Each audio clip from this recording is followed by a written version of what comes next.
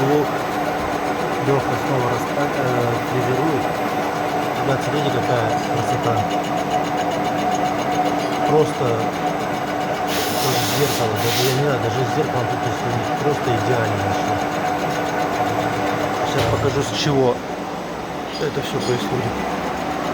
А, ну вот уже не успел, а вот этот кусочек покажу. Вот он вырезает его. Видите, как снимает классно. Вот такой вот станок. Леха тут все настроил, частоту вращения.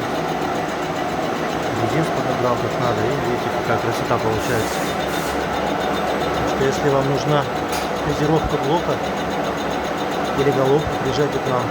Парни все сделают в лучшем виде.